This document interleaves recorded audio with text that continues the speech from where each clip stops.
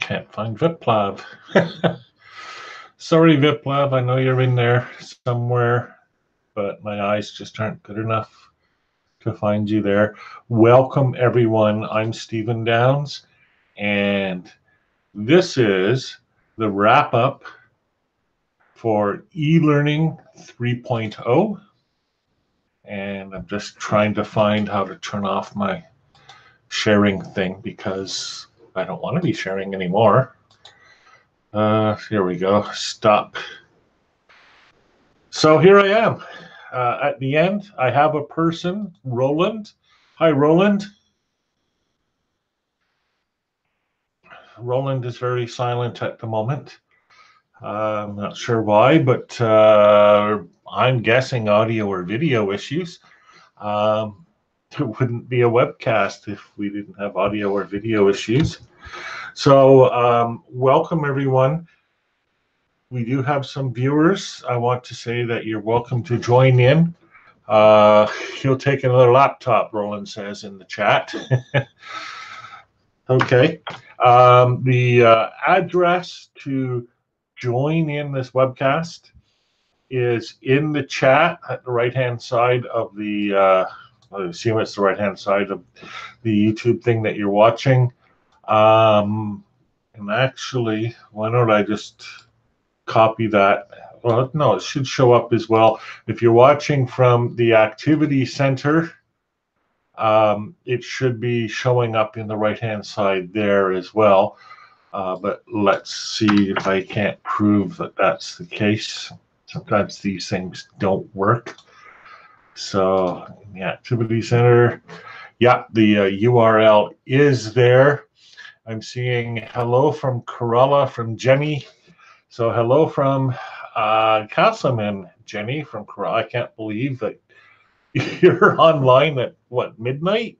No, I guess it isn't quite that late there, but it is late night in Kerala, in the south of India, southwest, I guess, of India. We saw the pictures in your blog post, and I, for one, was envious and wish I was in Kerala myself. However, no, I have snow. So this is the eLearning 3.0 wrap-up, and you know, it's funny, we can go back all the way to the beginning of eLearning 3.0, and it at the time was just a set of ideas. Let me see if I'm going to start sharing the screen again. While we wait for Roland to come back online. All right, here we go. All right, so these are all the videos. I made a lot of videos for this course. Open course 1, 2, 3, 4, 5, 6. I'm not sure what those were about. Oh, that was a year ago. Never mind. So here we go. eLearning 3.0, an introduction. Talked with George. Talked with Shelley Blake Pock. Talked with Tony Hurst. I'm not sure they're all here. Sukiana Walji and Cheryl Hodgkinson. I have to open it up to Williams. I'm sorry, Cheryl. I forgot the last part of your last name. I'm not sure that these are in order. Maybe they are. I know there were things that aren't here in this list of videos on my site, and I don't know why. For example, I can't find Viplav Baxi at all, but I know he's there. Oh, I'm hearing sounds in the background, and that looks like Roland. So, Roland, welcome. And I'm hearing Roland's mouse click, and he's looking very worried. So I guess he's not hearing me.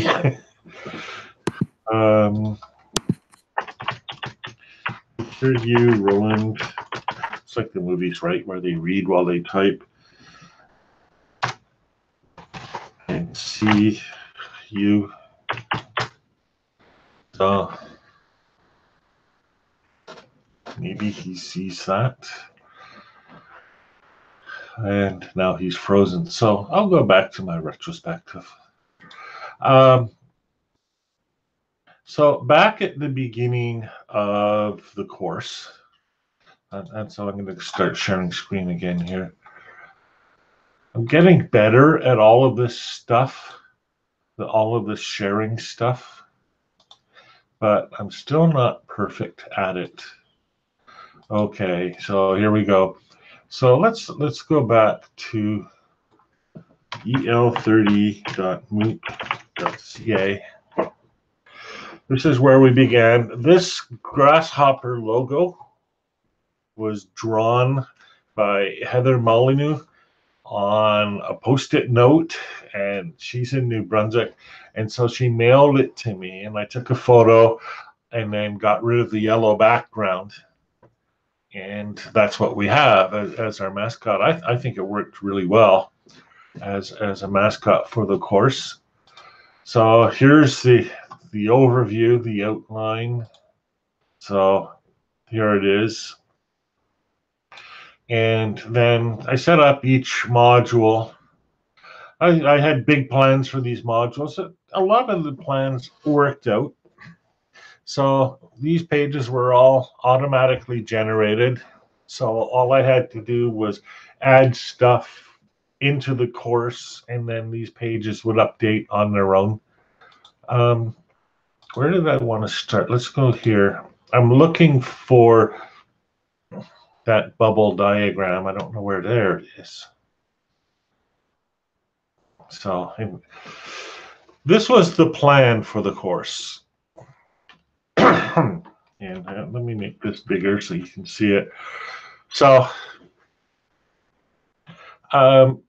data cloud graph were the core technological infrastructure developments that I wanted to key in on.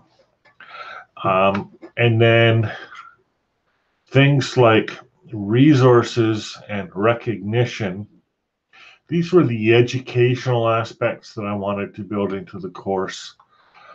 Community and identity were major concepts that I thought would be changed as a result of the changing infrastructure, and I talked a little bit about how each of those would be changed. And then experience and agency, these were the takeaways, the take-home messages. The lines in this diagram don't really represent anything. Basically, they just convey the idea of connections between these ideas. But, you know, I could easily have drawn a line directly between data and resources or between graph and agency. It wouldn't have mattered. I tried to emulate the three-layer structure of a neural network in this diagram. But you know, I think that insofar as there are network activities in the course, they are much more fine-grained than what we see here. Now let's check back and we'll see if we have, no, okay, so Roland has given up again. So I guess he's trying to reboot or something like that. Again, you're all still welcome to join in. And then the way I set up the course, I had each of these 9 things, then I tacked on a couple of items at the beginning, because it's a MOOC and it's a connectivist MOOC, and you know, it's not the normal way of learning. So I started off with a unit -1. That was to do 2 things. Number 1, it was to signify this isn't really part of the course, but you know, it's prior to the course. And secondly, it was to show off the fact that in Grasshopper I can number things however I want.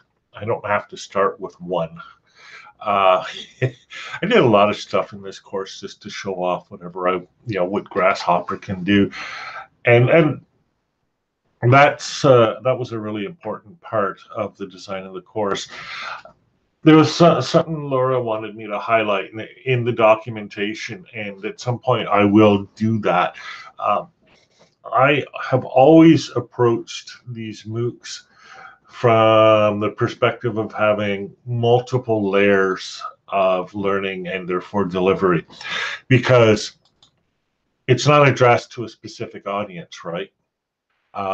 It's addressed to the world, and people come into the course, they have different abilities, different backgrounds, etc. And so I want the course to be meaningful to everyone. So and I don't want to say there's different levels of difficulty, because that's not really how it works. But I wanted to have a stream for people who are participating pretty casually.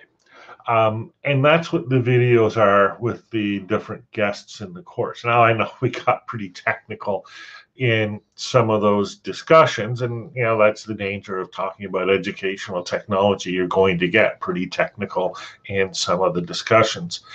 But we also weren't tied to an agenda. We didn't have specific content we wanted to get out there. My preparation looked like this. I did prepare. This is extraordinarily unusual for me. I don't like to prepare for these things. I'd like to kind of do a stream of consciousness, because I want people to see not the finished product. I leave the finished product for Ted, right? And if Ted ever wants the finished product of this stuff, they can call me. But until then, the world gets the unfinished product, because I want people to see the thinking that goes into creating what may or may not ever be a finished product. And that sometimes means the false starts, the digressions, the explorations, etc. So that's what those videos were. And I asked the participants in the videos, don't prepare. You don't need to do anything special for this. All I really want you to do is, well, first of all, show up. Please show up. And everyone did. So yay. That's always a risk, right? When you do something like this, that they might not show up, but they were all good to their word. I really appreciated that. And then secondly, you have an informal conversation. And that made the top layer, the conversational, informal thing. Roland, how are you doing? Are you able to hear me? Yes, I am. Oh, excellent. So I guess that was your third try to get in. Yeah, I tried two laptops. I don't know what happened. The MacBook Air has a camera. All of a sudden, is no longer recognized by Google Hangout. I guess there is some conflict between Apple and Google. Oh, well, what a surprise. Yeah. So it looks like you're at home. Yes, indeed. It looks more like I'm underwater somewhere, so the camera is not that high definition. But anyway, I can hear you and you can hear me, which is a good thing. Okay, and I see a face in the background. Yes, my hand. No, in the lower left-hand side of the screen there. Yeah. I'm seeing what looks like a head, like a mannequin or something. So anyhow, you can jump in anytime you want, but I just want to finish the story I was telling, because I was right in the middle of it as you jumped in. So the top layer, the easy layer, was the videos. Then I wanted to put in a resource layer, so that people would have a steady stream of things that they could go read or view or whatever. I sometimes think of that as the newsletter layer, because in the MOOCs in the past, one of the elements that people have really liked a lot was the newsletter. And we did research for this one as well, and preliminary results show that the majority of the participants in eLearning 3.0 participated by means of the newsletter. Quelle surprise. So that was another layer. Then there was the layer of addressing the content itself, properly so called, which I tried to do with two things. First of all, with the brief synopses of the modules that were distributed at the start of the course, and then secondly, with the wrap-up articles that took the topic of the modules and took all the content that I saw that came in from the discussion, etc., and bring that all together into a wrap-up paper. There's still another one coming. I want to do the one on agency. So there was that. Then there was the task layer, and this was new for me for MOOCs.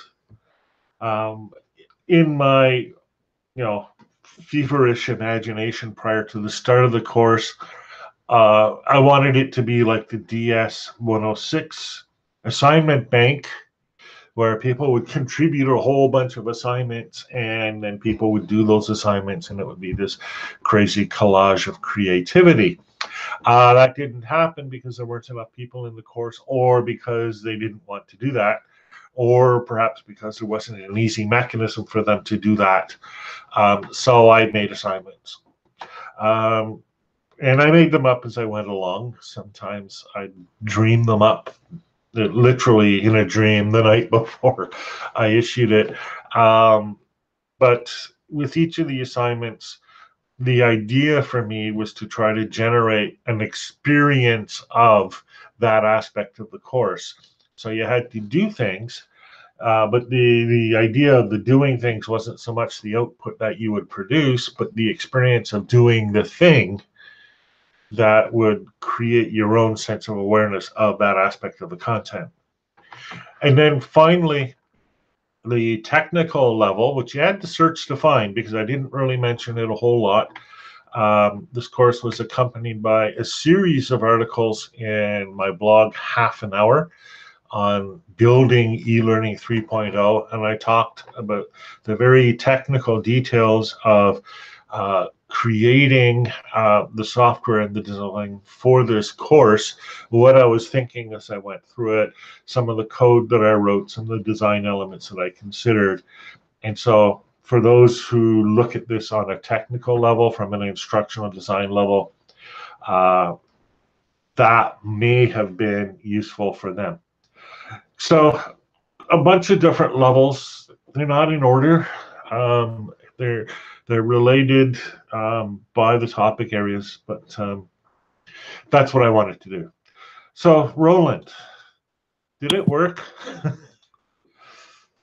Yes, I really do think so. That it, to me anyway, it was very interesting, and I must say that I'm not talking from a classical educational background. I'm a journalist, so it's a serious newspaper. But so I think a bit that what we are doing as journalists is also a form of learning and helping to learn, helping others to learn about the world, educate each other.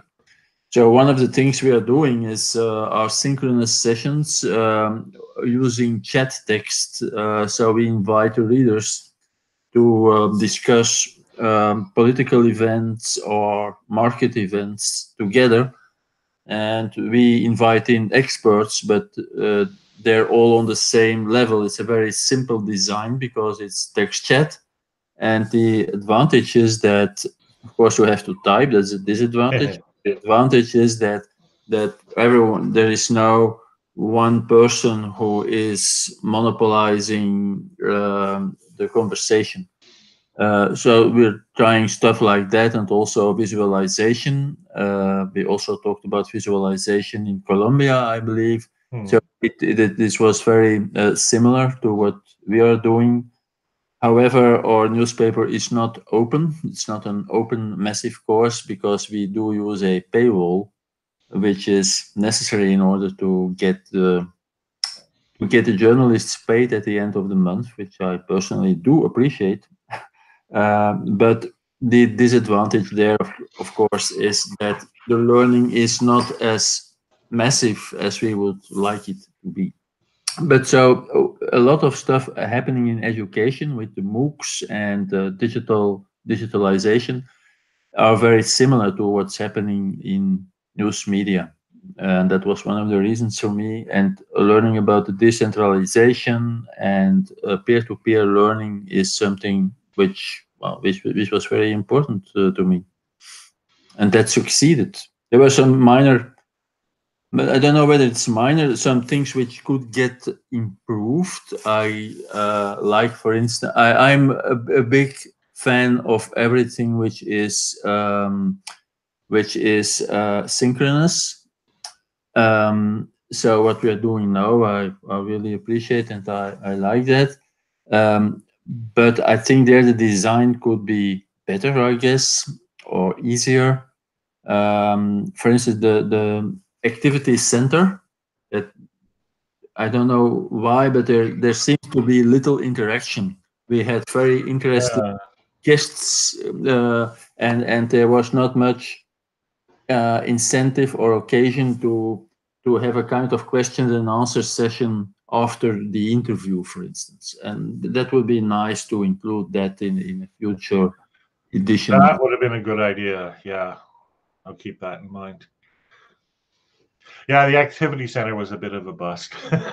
I tried. It was my first time trying to build something like that. So, because I know there's a chat on the YouTube and all of that, or you could use Twitter, but you always have to sign up for these things. And yes, and also I wanted a chat that brings in the conversation from different sources. So if you use Twitter or Mastodon or whatever, it could all show up in this one environment, which it does, but then nobody uses it because it's so poorly designed. But that's something to fix for next time. We're also joined by Laura Ritchie. Hi, Laura. Your microphone is on mute right now. Yeah, that was being polite. Okay. So I'll put the same question to you that I did to Roland. Did the course work? Yeah, of course it did. I think it did. I mean, I think I'm sorry I'm late, but the idea that Roland has just said about having the interaction with guests, I think you made a valiant effort, especially all the way in the beginning. From the first few videos, you always asked whoever the guest was, and how can people contact you directly? How can they reach you, and by what method? And the guest chose, you can reach me by email, you can reach me by this, by that. So there was always a way for us to reach out and follow up. And I think it's a very disparate group of people participating with hugely varied backgrounds. I had no idea, for example, that Roland was a journalist until a week ago.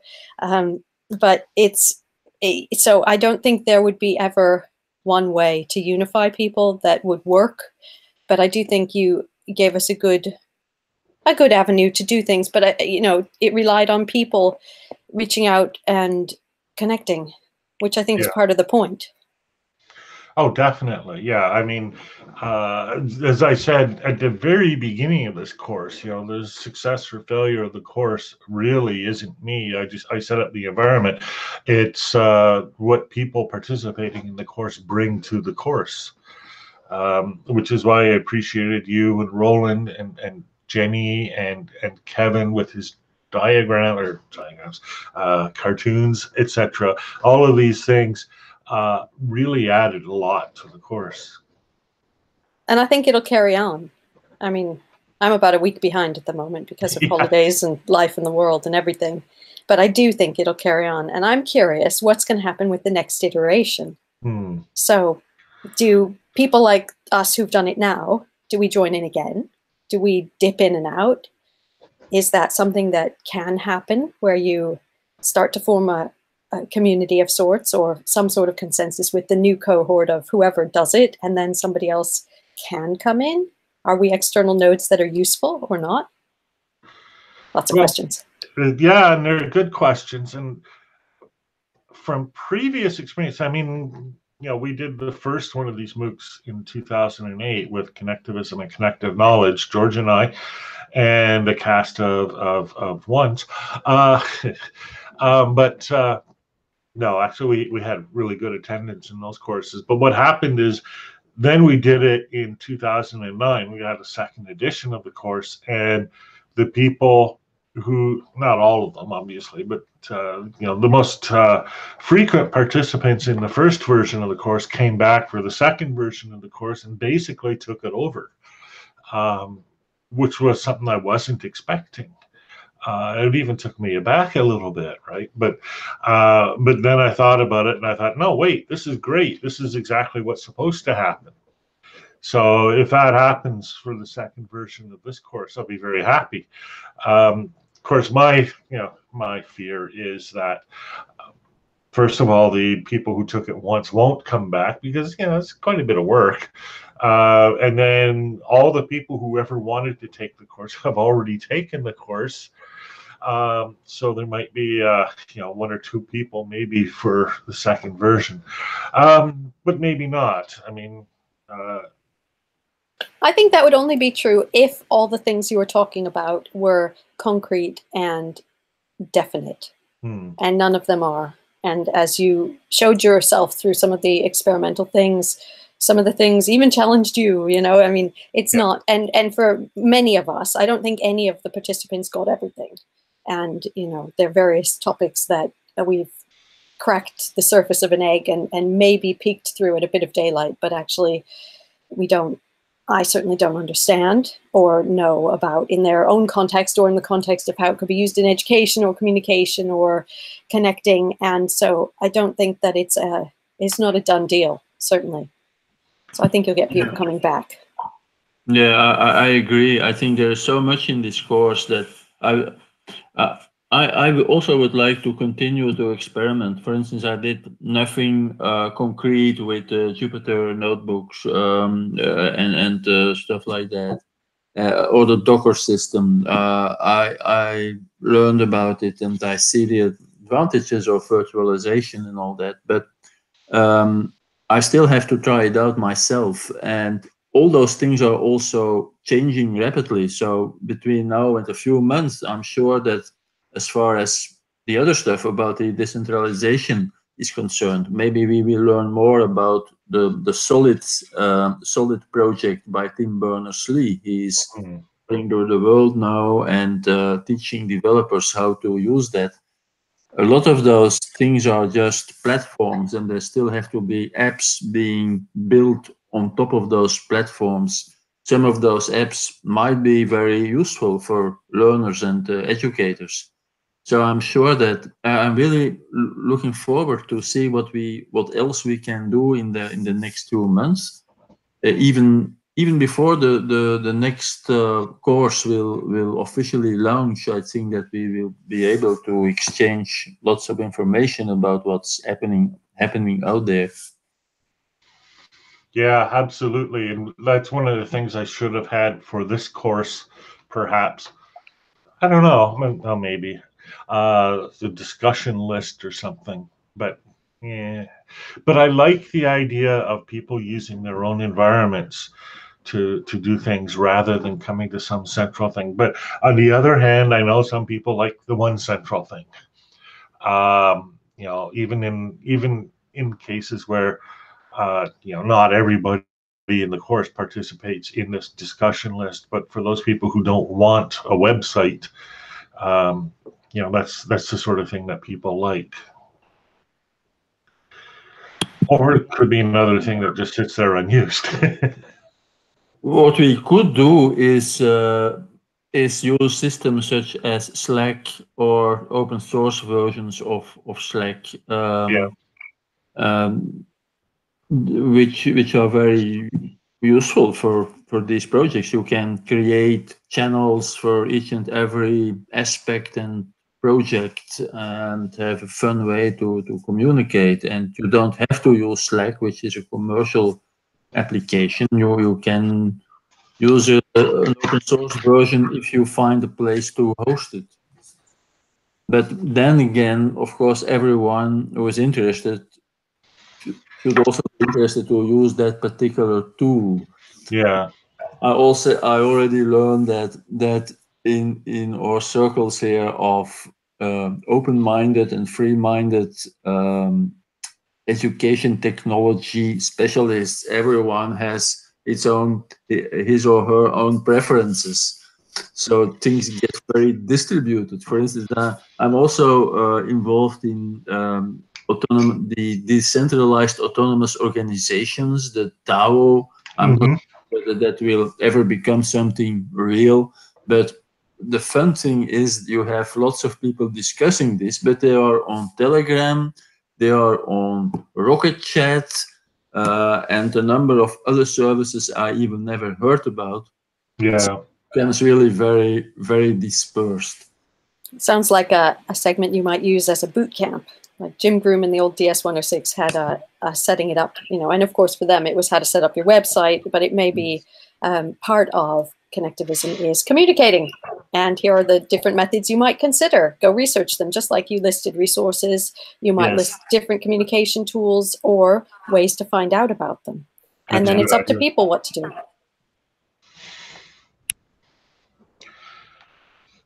I'm taking down some notes here. Yeah, there's definitely going to be a second version of this. What I am thinking of doing at this point is using the same setup that I've got now to do a version of a course called Connectivism and Learning.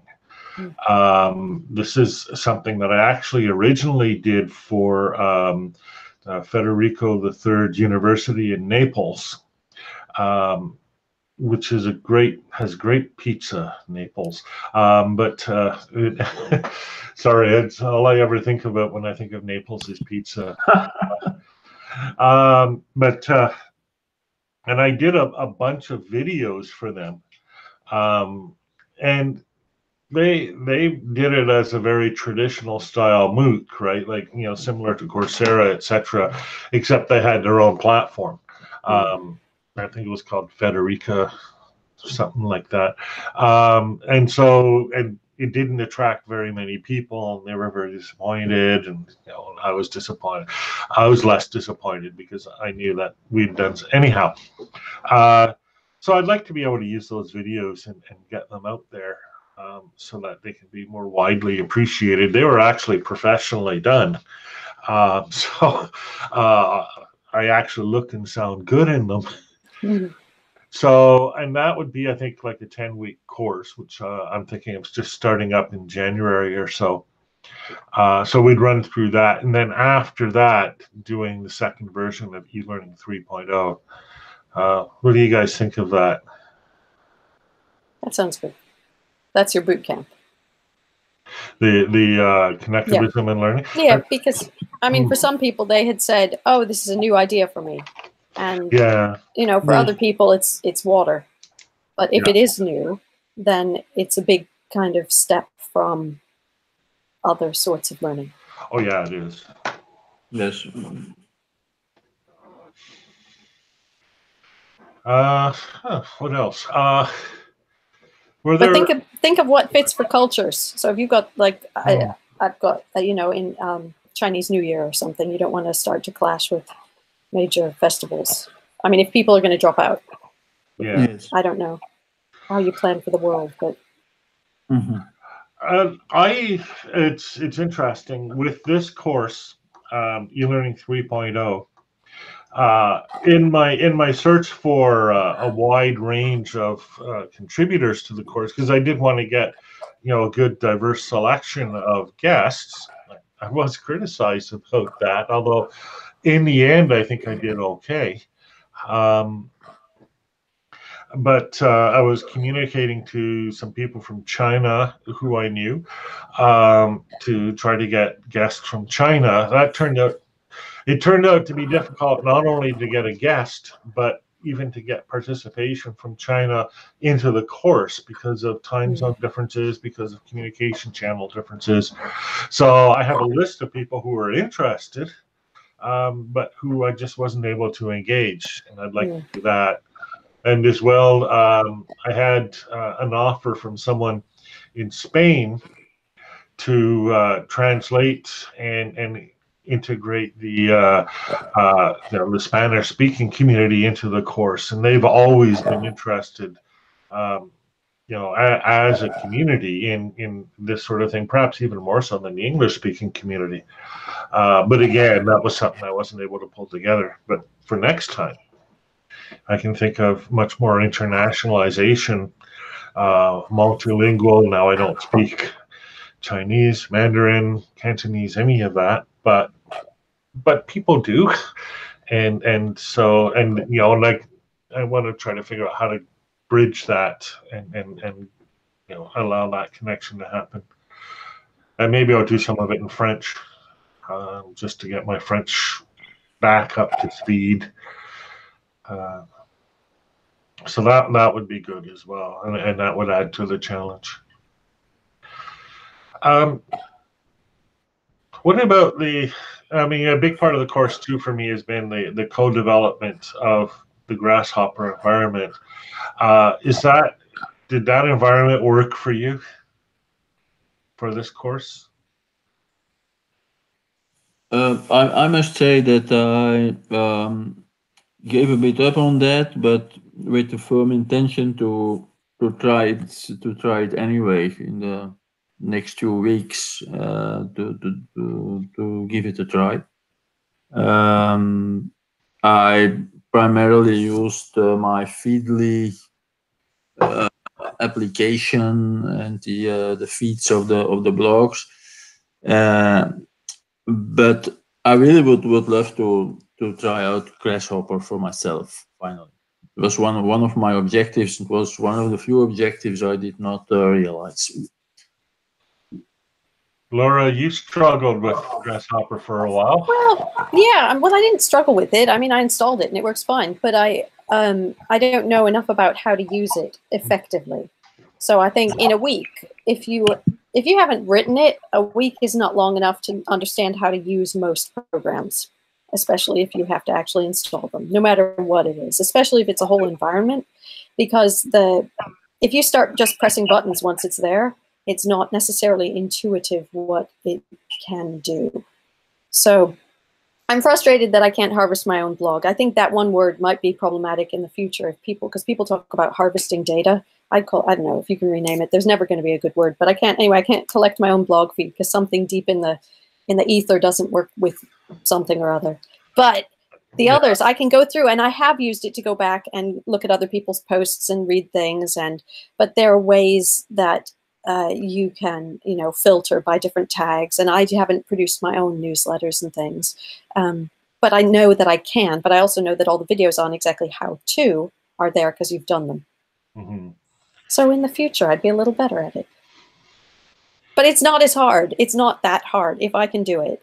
And I know I on purpose, I both play myself down, but also, heck, I'm a cellist and I bake pastries for fun. So if I can do it, you can do it. Yeah, I think you're the only cellist with advanced knowledge in internet security. I might play myself down a little bit sometimes. You have a PGP key. How many other cellists have PGP? I don't know, but you'll be pleased I was late coming to the call. Besides being at a wedding, I had to log in with my YubiKey. There you go. So. Yeah. It's fun. But no, I think it works. A week is long enough for people to actually use it. It would be useful for some of the more in-depth topics if you had a follow-up. And it might be that there was a secondary page, a sub-page that says, in 3 weeks' time after the course, here's what else you can do when you revisit this. Because sometimes some of the weeks it's like you jump into I don't know, in Sweden, you jump into this hot sauna and then you roll in the snow or whatever. I've never done that. But, and you go like, ah, and what was that? And then afterwards you think, holy cow, did I do that? But 3 weeks later, after you've talked about the next 3 topics, you have a different perspective and perhaps a grasp on some other things that would complement the knowledge and help you approach it in a way that means you can facilitate some of it and actually implement it differently. So I think that kind of follow-up might be your next steps. Don't forget this. Have a revisit if you have time, or even in 2 months' time.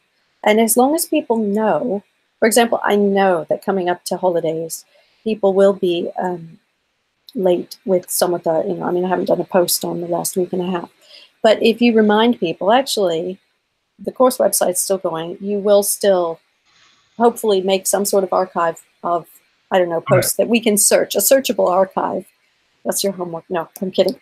But, then we can go, oh, look at this was a post on this week here, because then they all become sort of resources or even experiences, because some of the people going, this was frustrating. I know at one point, I don't know who it was, but there were 3 or 4 of us who all said this was frustrating. And then people commented. It was really useful to know it wasn't just me. Yeah. There is a search function. It's just I never put it on any of the pages.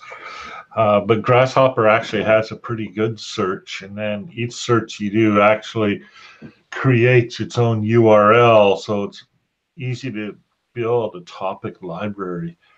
But, like I said, I didn't use it at all. Oh, well. Things to keep in mind for next time. Fix the chat, make the search functional. And people were talking about, there should be an index of topics or something like that, which of course would fit in exactly with the search function. So the trick is to do all this, but not to make it all structured. Yeah. Make it navigable, but not structured. That's what I hate about, courses in edX or Coursera or learning management systems. Now you're expected to step through them, and that's the only way to really benefit from them. I've never liked that. No, but I think your participants would fight that anyway. Yeah. Oh, yeah. I would hope they would. Yeah, I would hope I'd get complaints. Getting complaints is good. It means people are listening, which is always good.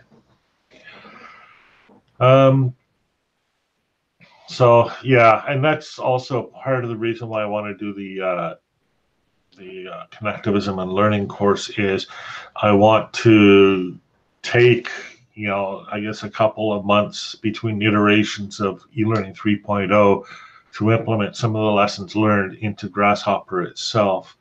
For those of people who are watching who are wondering, Grasshopper is not intended to be a commercial product or anything like that, or even another WordPress or something. It's a research tool, and it's basically it's the way that I try to instantiate the ideas that I'm trying to express in actual functioning code. And the reason why I do it like that is it's really easy to write these things out in English, and there's no end of people who do. The world is filled with pundits. It's very different to actually implement them in code and see how they work in real life. Activity Center is a classic example of that, right? Here are things people are expecting. Here's what they need. Jenny was complaining quite rightly. She would type in a message and it wouldn't show up on the screen, right? Because there's a certain lag. But what I should do is write the chat thing so that when you type in your message, it shows up right away on your screen, even if it's going to take a few seconds to show up on other people's. So there's, and then buffering. Oh my God, buffering. One final thing, kind of getting near the end of the hour. The other part of the course was to make the case, maybe that's a bit strong, but to at least suggest the idea that e-learning is about to embark on a fundamental change. again, which is why I called it e-learning 3.0. It'll change based in decentralized systems, based in this idea of consensus, based in new ways of authentication and identifying yourself, based on data rather than narrative, etc. Do you think that case was made, Roland? What do you think?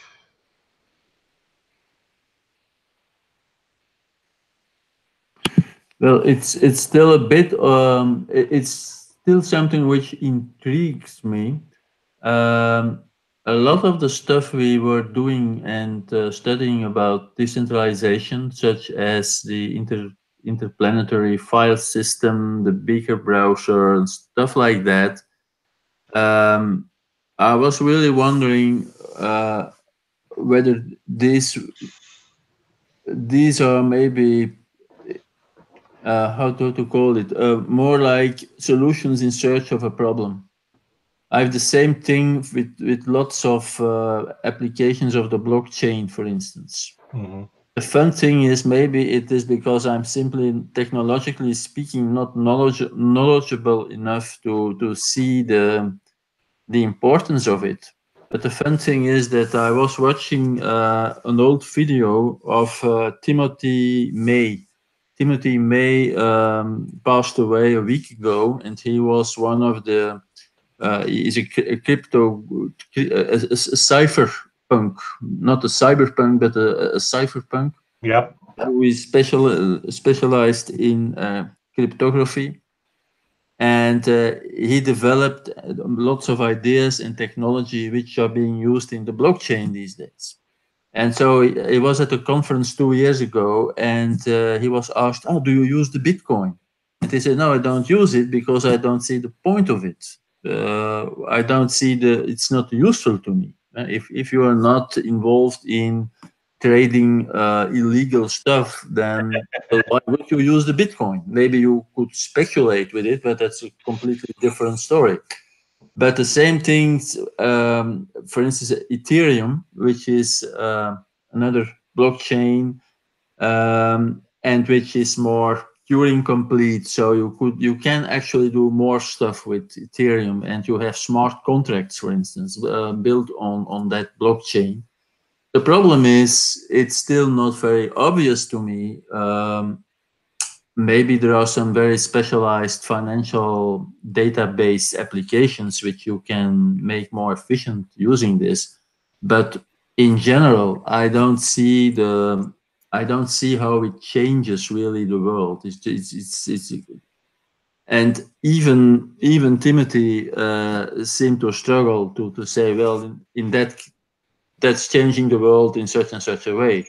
He is still, of course, he was very much in favor of crypto, but crypto as in your iPhone, for instance, or crypto in message services and applications. That, of course, is very useful. It adds a layer of confidentiality, which is very important.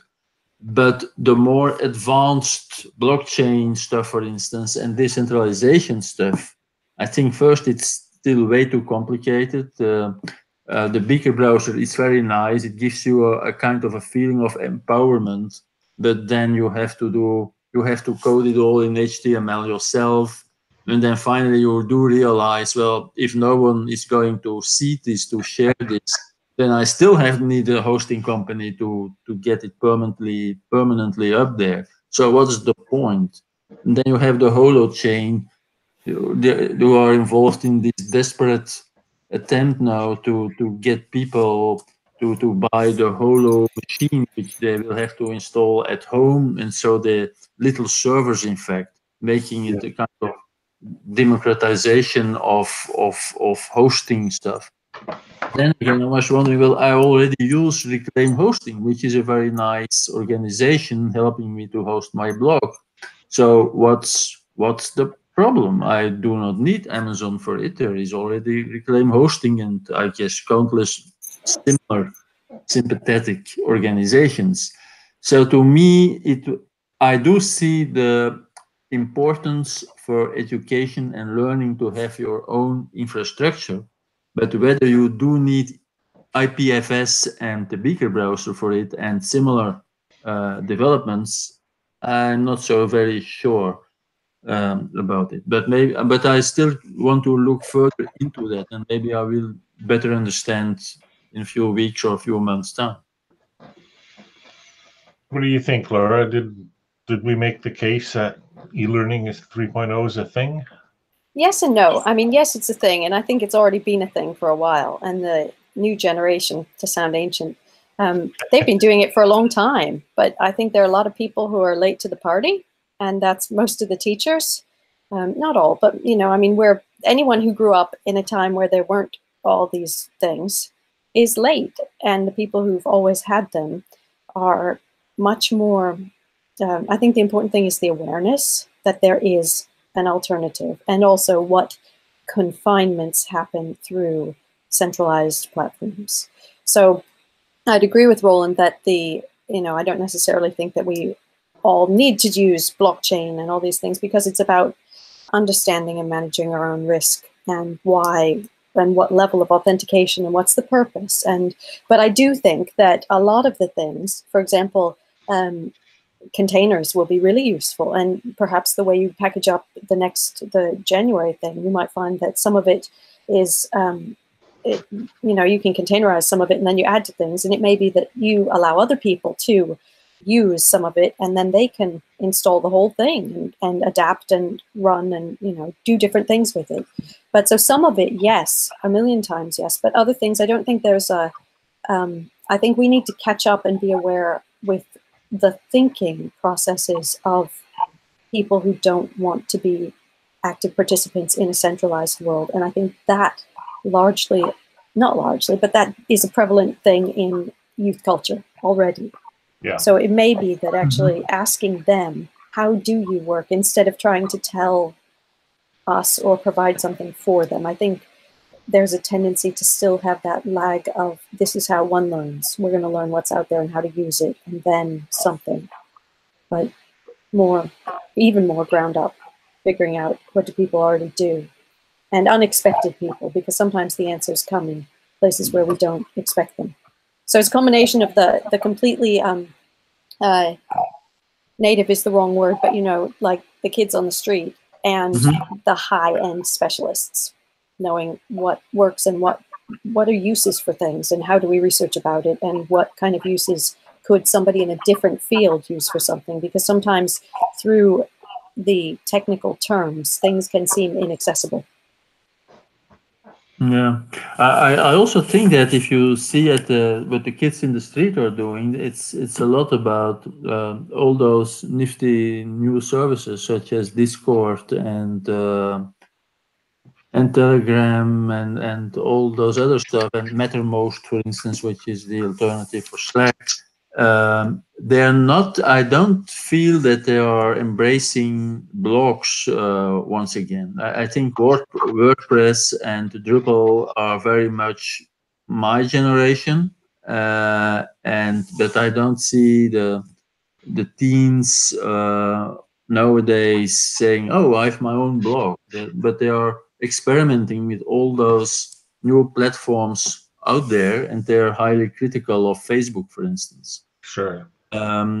So there is. I agree that that's also a way of decentralize your persona and your online activity and your data, but they do it in a different way than maybe I would do it, or others of my generation would do it. You really think it's a generational thing, or? Oh, we lost Laura. Maybe already or maybe the importance of forums like Reddit, for instance. It's really huge. It's important. I also feel that at a newspaper, if we would say, well, what's the most important, giving readers the opportunity to have their own blog on the newspaper platform, or having a well-functioning forum, which is moderated in a decent way, I think the forum would be far more important. And you also see that people often contribute longer texts and very well thought out texts in that context, rather than more isolated on their own blog. While for me personally, I still do like blogging. It gives your freedom. You can do whatever you want, but maybe it should still be simpler. Even though WordPress already is very simple in my view, it's also easy to install in most cases. But yet I have the impression that younger people are embracing new forms of communication and not that very much blogs, for instance. Right. They are more or less forced to do it because school demands them to do it, for instance. But it's not something they do out of their own volition. Yeah, I think some do, but they have a purpose for different things. So they may use one medium as to output their creative things, and another as a personal reflection, and something else for conversation that's meant to be ethereal and just go away. Yeah. And video, of course, is so important. Yeah, YouTube, and there you have YouTube. I'm aware that there are alternatives for YouTube. That's one of the things I learned during the course, that you have peer-to-peer YouTube versions.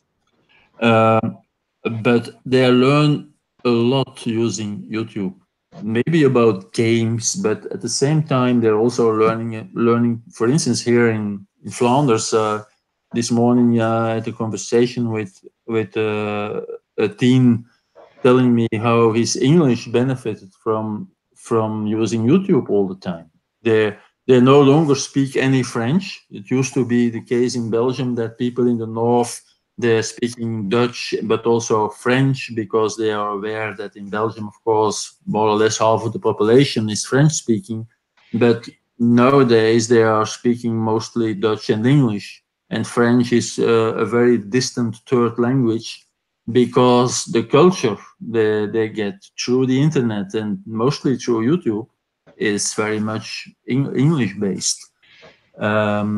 So they're learning that many things by using video, that also is something we ought to study, I think. How do you make that in a way that it's, and they're also creative. They're making their own videos, for instance. Yeah, I've certainly noticed that on YouTube, and I'm one of those people who learns a lot by following videos on YouTube, although not things that I'll ever use, but yeah. But it's still really interesting. We had one person, Greg McVeary, was saying that the videos in this course are too long. What do you think? Nah. An hour is okay. Yeah. I think an hour is fine, especially for something like this. And I commented somewhere along the line that, sometimes those long, non-focused, rambling videos are good because, they're not efficient.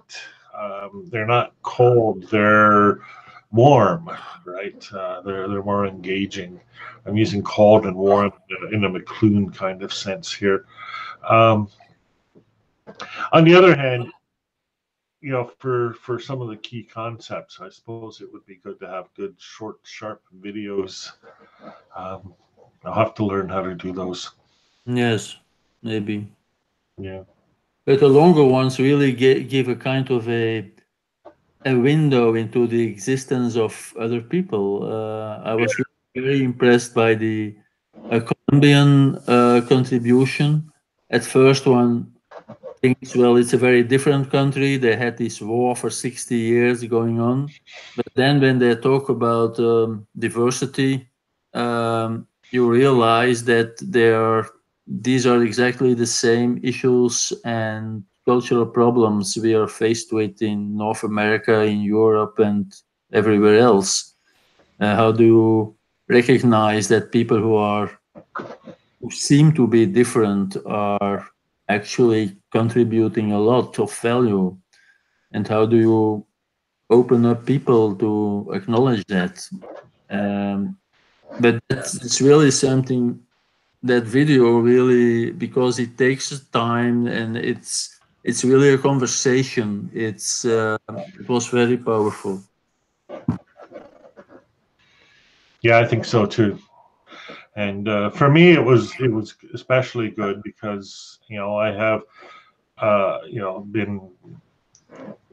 been into Colombia a number of times over the last more than a decade now. I've been there a bunch of times, and that country has been very influential on me and a lot of my thinking. My experiences there have been important to me, so I was really glad to be able to add that aspect to the course.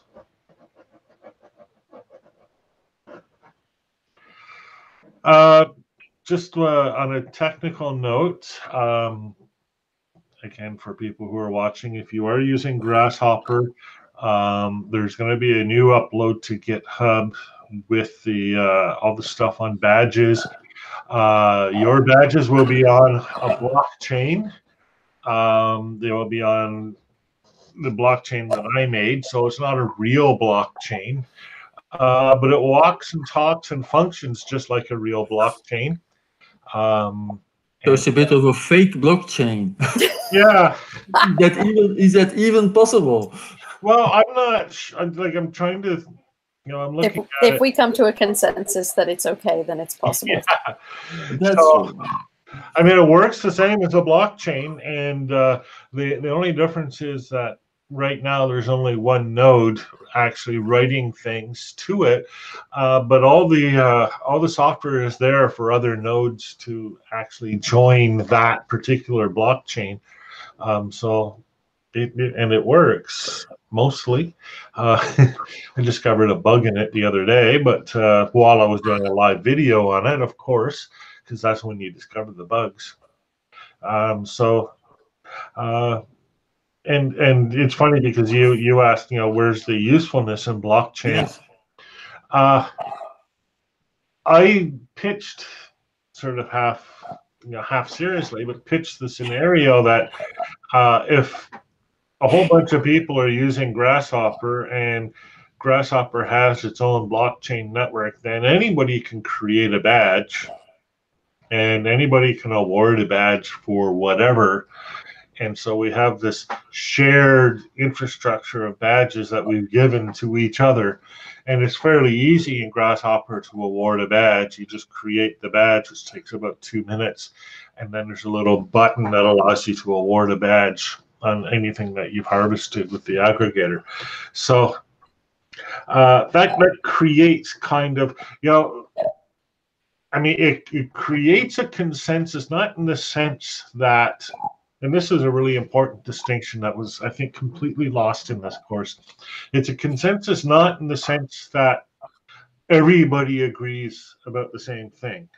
Everybody agrees the sky is blue. Everybody agrees that pine trees are green, etc.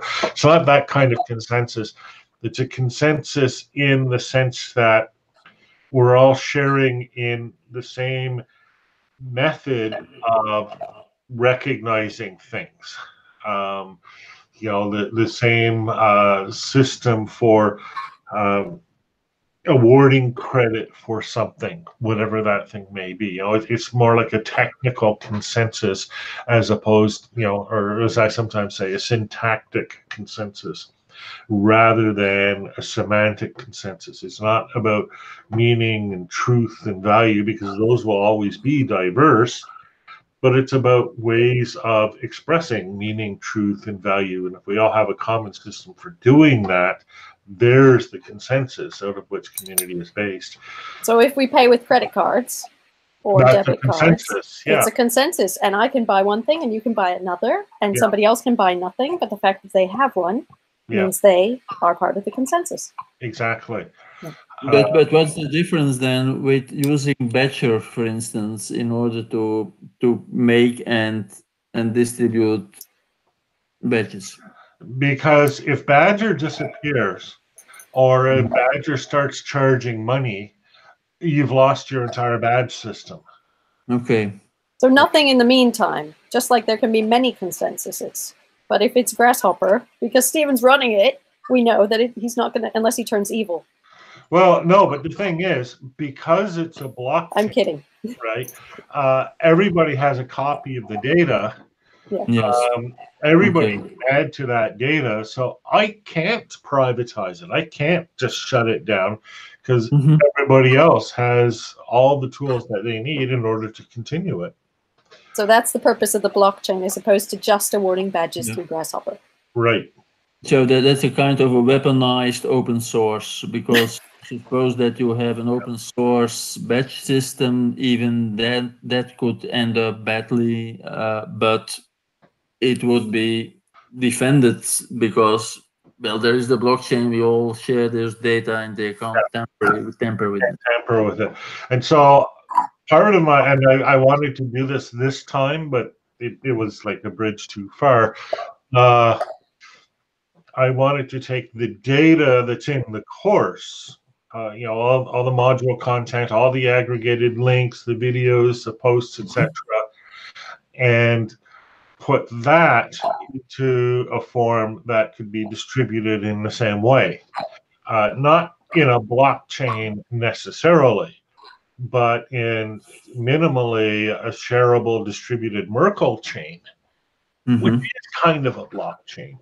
But the idea is that you can take any item in Grasshopper, any piece of data, or an entire course, and quote unquote export that, which is to make all of that content available in JSON, say, so that anybody else using Grasshopper can import that. And in fact, I'm going to do this. I'm going to export this course as this JSON data structure, throw some hashing into it so that the content is verifiable, and then anybody who uses Grasshopper can just import that or any piece of that as they wish. It's kind of like learning objects were meant to be. But it's instead of these proprietary course packages, it's basically just structured data that is distributed out on the web in the sense that it can be replicated by different people, and the content is secured using some sort of hashing technology. So you're not getting man in the middle or spoofing or whatever. That's interesting, yes. So that's part of what I want to build while I do the connectivism and learning thing. See how that goes, and then make that real in the next iteration of eLearning 3.0. The other thing is the cloud or Dockerized version of Grasshopper, so people can just launch it and they don't need to worry about installing it. That's been a dream of mine. I did a thing called Grasshopper in a Box at Online Educa Berlin last year, and that succeeded so well that they never invited me back. I won't say it was an utter abject failure, but it didn't really work very well. It was a year or two too soon to try that at a conference, so I didn't get to see Berlin this year because of that. Well, that changed ownership and took a different direction. Any final words? We're going to have to hear what you learned, Stephen. So you're going to have to do a post. Oh, yeah. Yep. Good point. But give us a week. I think you should say to everybody, have a nice holiday, 2 weeks to catch up before you actually, I don't know. Yeah. I have to do my wrap-up post in agency because I want to do that. So next couple of days, but yeah, I won't. There's, we have survey results, we have statistics that I haven't even looked at because I don't really do statistics. So, and I need to think about it, and I will. I've got a 2-week vacation coming up. Yay! Yay! Yeah, it was a lot of work. Yeah, yes. And thanks a lot for all that work. Yes, thank you. Well, and thank the Canadian government, which gave me the space to do it, which is, it's they've given me space over the years, but I've often had to fight for it because it's a government department. But this year it was basically no, go ahead and do it. We're not going to hold you to specific objectives. We just want to know it'll be useful somehow. So that was nice.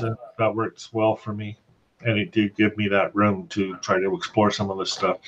And for me, it did pay off in a bunch of new knowledge. So I think it worked. That was the word from our sponsor, I guess. Yeah, I hadn't thought of it that way, but that's, I mean, I'm really lucky to have the job that I do, that I do have the room to do this sort of stuff. And, that's, it comes back to what you were saying, Roland, about getting paid at the end of the day. It's good to get paid at the end of the day because we need food to live. There's different models and different ways of doing that are important to me. I always wonder how we're going to make that work, especially in media and journalism, because as I've said before, I'm an ink-stained wretch from way back, and have a lot of sympathy and empathy with journalists in general. But it's a weird thing, but actually in Flanders, of course, is a small market, but in some way we are highly successful in running this newspaper. It is a business newspaper, but it is very broadly defined, more like the Financial Times. So there is lots of international politics, national politics in it. It's not just market news. And our subscribers are increasing every month. Financially, we are in a very comfortable situation. So it's still working. It's a print newspaper and a website, and of course everything digital is growing, and the paper side of the business is very slowly diminishing. But this being said, because the website is behind this paywall, and we have two engines. We do use ads to finance it, but also subscriptions, and both are doing very well for now, which gives us the possibility to invest into investigative journalism, for instance, which is basically you have a bunch of people working for months and you don't see anything appearing, and then all of a sudden you have your story for a week or so, and people are getting very angry because of what you're writing. So it's not necessarily commercially something which is very profitable, but we do it because we feel we have to do it. It's our mission to do it. But for that, you need the money to do it. And the sad thing, of course, is that we do special things for students, etc. But I guess there are other people who might be interested and to say, well, I don't want to pay that subscription price, which is a problem, of course. But well, anyway, for now, it seems to work in that way. Why for general newspapers, writing about the murders and the wildfires, etc., they are in trouble because there is so much competition. But once you go for a kind of high quality stuff where you invest a lot in people and in research, it seems to work just fine for now. So there is still hope that our profession will survive. But it's very sad to see worldwide how journalists are being attacked. also, and that's really which fascinates me, I was looking into this blockchain culture because I'm very interested in internet culture, and one of the aspects is that libertarianism and all that, the crypto anarchists like Timothy May, for instance, or the cypherpunks. And also in those circles, the people are often very aggressive against news media. And I do understand the criticism, but it's very generalized. All journalists are evil. They're all part of the establishment. And it's almost, there is no distinction between what they are saying and what Donald Trump is saying about the press. They seem to, you have the extreme right, the extreme left, and then those libertarian people all agree on one thing: the press is evil. Now I think, well, that's a very dangerous road to go. Rather than say, well, we criticize you because that and that specific thing, which is really not as it should be. No, it's really kind of a general accusation of the whole profession, which is well, something very worrisome.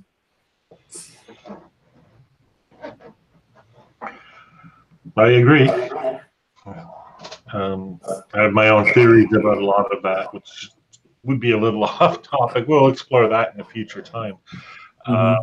But yeah, I mean, the press is one of those institutions that I talked about in the last module that needs to be sustained and supported. I'm not a fan of paywalls, but I know why it works for you. But we, in one way or another, need this mechanism for being able to, well, investigate and discover and bring into the light the things that we all need to know. Yeah, stuff like the Panama Papers. I don't know whether you heard about that. Oh, yeah. We were also involved in researching that for our part of the world, for instance. So we have these international collaborative groups of journalists from very different newspapers working together on that. It's not that they are really being uploaded. There are a lot of also average readers who are really very upset and say, well, you should not do that because the big enemy is the state. They want to take our money because the taxes are far too high, and instead of attacking the establishment, you're attacking those poor people stashing their money away at the Cayman Islands. So it's very disconcerting sometimes. And it's also, to bring it around to Laura, in my mind, a time like a golden age for music, even though people aren't really making money from it. But to me, it seems like a golden age for music. Yeah, music's crazy. I don't know. The important thing when I tell my students at university is that I have no idea what they're going to do when they leave, but it's not been invented. And it's up to them to have a palette of skills to be able to take advantage and create the opportunities that they want and will, have in their lives. And if they have that, then they can pursue music. And that sounds a bit dreamy, but I am a bit dreamy, but still it's true. And then you find that people find a way to use all the different things they have, the technology and the videos and the current thing is exposing and expressing yourself while you learn. So people are showing practice. And there was a brilliant Hilary Hahn, who's absolutely amazing, did 100 days of practice on Instagram, and she's just done a very silly challenge video with violins, and she plays her music backwards and upside down and doing hula hoops. And there's an understanding that actually learning is not something that you show people, and in music you perform and you're on a stage, but the immediacy and the facility that we have through being connected and learning from one another is really, that's why I say, when you say this 3.0, it's already here and people are doing it. But I think it's getting used to it and participating fully in it, because I know that kind of thing still makes me nervous. What if you see me make a mistake? Yeah, I think I've seen most people. No, I shouldn't say that. I haven't seen Roland make a mistake yet, except in connecting his computer to this conversation. But I mean, other than that, no, I mean, I think there's such a huge value in letting people see the mistakes. That's why I try to make so many of them live and on air. One of my, go ahead. The humanity of learning and of connecting is what many people want. I mean, people don't want interactions to be perfect because they never are. And if they are, then they're not sort of genuine. Yeah. Well, I think we'll wrap it up on that note. We've gone well past our 1 hour allotment. So thanks a lot, Laura. Thanks a lot, Roland. Thanks to the viewers who hung in there with us. Jenny, if you're still with us at late night India, thank you for all your contributions to the course. Other people too numerous to name, mostly because I'm not good at remembering names. But this has been a great experience for me. So good that I am going to do it again. It wasn't, like I said at the beginning, it wasn't me who made this course. It was the participation of all of you. Otherwise, it would have been just, some cranky old man talking into the video to himself. The contributions that you've brought to the concepts and topics that we've addressed are what made this course worthwhile. So on behalf of me and then the members of the band, thank you very much, and we'll see you all again next time. I'm Stephen Downs, and this has been eLearning 3.0.